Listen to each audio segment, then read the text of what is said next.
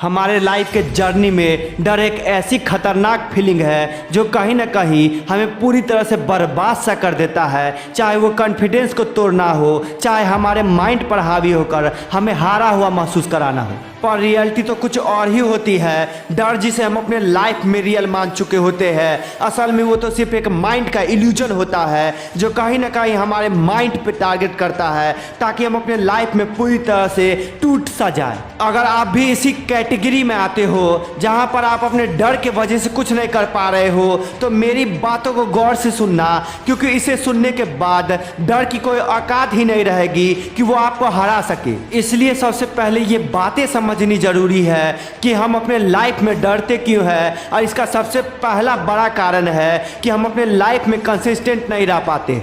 हमें तो अपने कामों को कल पर टालने की आदत सी होती है, और इसी बैड हैबिट के वजह से एक वक्त हमारे लाइफ में ऐसा आता है जहां हमारे ऊपर बहुत ज़्यादा बोझ आ जाता है हमारे इम्पॉर्टेंट कामों का, जिसके वजह से हम अपने माइंड पर ज़्यादा प्रेशर दे देते हैं और यही प्रेशर डर में बदल जाता है। और इस बात को मैं एक एग्जाम्पल से समझाना चाहूँगा। अक्सर जब हम किसी कम्पिटिटिव एग्ज़ाम का प्रिपरेशन कर रहे होते हैं तो हम अपने सिलेबस को कंप्लीट करने में अपना 100% नहीं दे पाते हैं, उसे अंत तक टालते रहते हैं। और जब एग्ज़ाम आता है तो सिलेबस को कंप्लीट करने में हम अपने माइंड पर इतना प्रेशर ले लेते हैं कि एक समय हमें फेल होने का भी डर सा लगने लगता है। दूसरा सबसे बड़ा कारण डर लगने का ये है कि हम में से अक्सर कई लोग ऐसे फील्ड में अपना करियर बनाने चले जाते हैं जिसमें हमारा इंटरेस्ट ही नहीं होता है, और जब हमें फेलियर हाथ लगती है तो हम दूसरे कामों को करने से पहले ही डरने लगते हैं। और तीसरी सबसे बड़ा कारण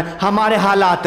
दोस्तों, कई बार हमारे साथ हमारे लाइफ में ऐसी घटनाएं होती है जो हमें पूरी तरह से तोड़ सा देती है, जो हमारे माइंड पर इतना गहरा छाप छोड़ती है कि हम उसे याद करके डर सा जाते हैं। अब मैं आपको कुछ ऐसे स्टेप्स बताऊंगा जिसे फॉलो करने से आप अपने लाइफ में कभी भी नहीं डरोगे।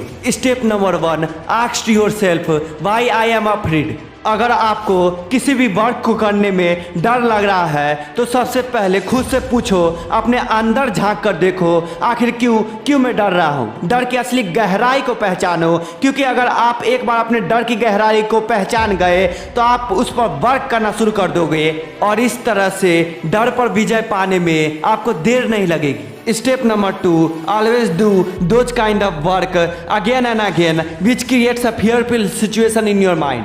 जिस काम को करने में आपको डर लगे ना, उसी काम को लगातार बार बार करना।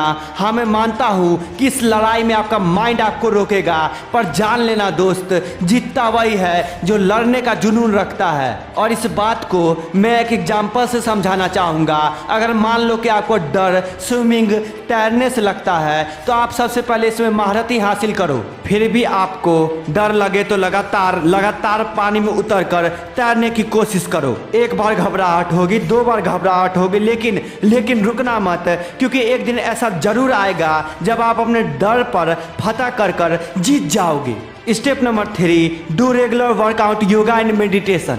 दोस्तों, आप अपने दिनचर्या में से कुछ वक्त वर्कआउट को जरूर देना, क्योंकि ऐसा करने से कुछ ऐसे हार्मोन्स हमारे माइंड में रिलीज होते हैं जो हमारे माइंड को शांत करते हैं। और जब भी आप शांत मन से फैसले लोगे ना, तो बहुत चांसेस होगा कि आप गलत डिसीजन नहीं लोगे, और लाइफ में राइट डिसीजन लेकर हम कभी भी नहीं डरते।